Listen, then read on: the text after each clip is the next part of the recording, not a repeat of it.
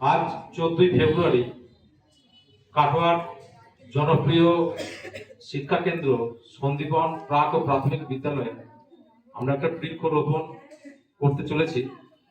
আমাদের এই বৃক্ষরোপণের উদ্দেশ্য যে কাটোয়া থেকে প্রকাশিত পূর্ব বর্ধমানের অন্যতম প্রাচীন ছোট পত্র ভোলা মন্দির পত্রিকা 47 বছর পদার্পণ করেছে 10ই জানুয়ারি 2026-এ।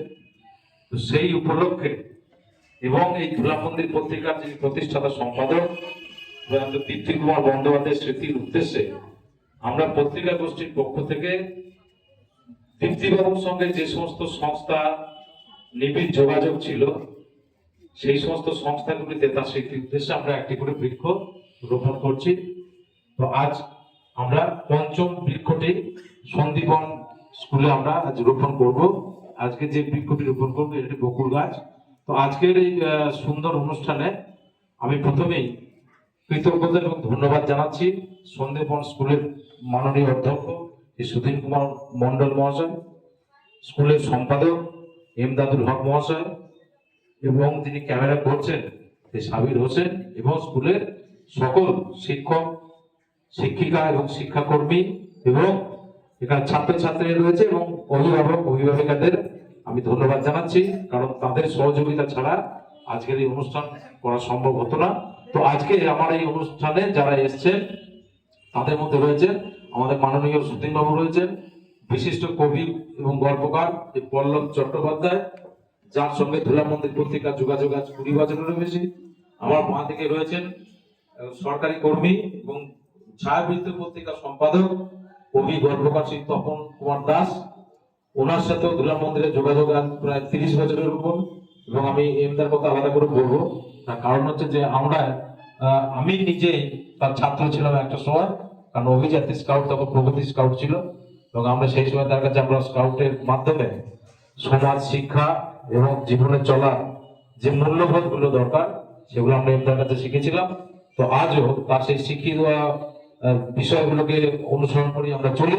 তো আমি আজকে অনুরোধ করবো যে সমস্ত ছাত্রছাত্রী এখানে রয়েছে, এমদাদুল হক তোমাদের কাছে শিক্ষক কিন্তু তারও আগে তিনি আমাদের কাছে শিক্ষক, তো তার জন্য একটা জোর হাততালি হোক।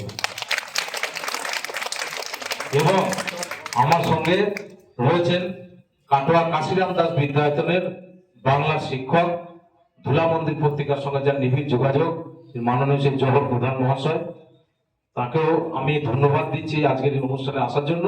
তার কারণ এরা প্রত্যেকটা অনুষ্ঠানে আমার সঙ্গে থেকেছেন এবং আগামী দিনেও থাকবে। আমি তাদের কাছে সেই অনুরোধ রাখছি এবং আমি নিশ্চিত যে আমার সেই অনুরোধ তারা সামিল হবেন এবং বছর জুড়ে যে 47টা গাছ লাগানোর যে প্রকল্প সেটা এইভাবে সম্পূর্ণ হবে।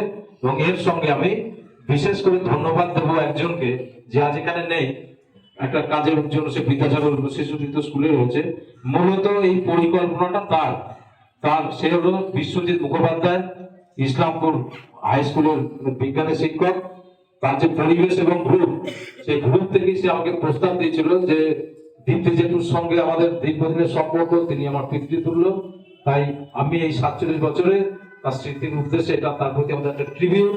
তো তার এই প্রস্তাব শুনে আমি অত্যন্ত আপ্লুত হয়েছিলাম এবং মূলত তারই উদ্যোগে সেই কর্ণধার, আমি নিমিত্ত মাত্র, কারণ আমার বলতে কোনটা নেই যে এই পরিকল্পনা আমার মাথায় আসেনি, এসেছিল বিশ্বজিতের মাথায়। তো তার জন্য একটা হাততালি অবশ্যই দেওয়া দরকার। এবং আমার আজকের এই অনুষ্ঠানে আরেকজন এসছে, সে হচ্ছে কাটোয়া এক্সপেরিমেন্টাল থিয়েটার পারফরমেন্সের অন্যতম কর্মী, নাটক করে, নাটক শেখায় এবং সারা বছরই নাট্য আন্দোলনের সঙ্গে সে জড়িত থাকে, সে বাসুদেব সিংহ, তাকেও আমি ধন্যবাদ দিচ্ছি।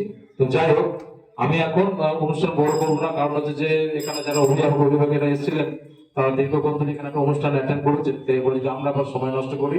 তো ন্যাচারালি কি হচ্ছে, পরবর্তী দিনে হয়তো আমরা থাকলে তারা আসবেন না। যাই হোক, তো আমি তাদের আর সময় নষ্ট করছি না। তো এখন গাছ বৃক্ষটি এখানে রোপণ করা হবে, এটা বকুল গাছ। তো আমি অনুরোধ করবো যে স্কুলের যিনি অধ্যক্ষ মাননীয় সুধীর কুমার মন্ডল মহাশয়, এমদাদুল হক এবং আমার সঙ্গে যারা এসেছেন তাদের সকলের সহযোগিতায় এই বৃক্ষটি সকলের সামনে পোতা হোক। এটাই হবে দীপ্তি কুমার বন্দ্যোপাধ্যায়ের প্রতি আমাদের শ্রদ্ধা। নমস্কার, ধন্যবাদ।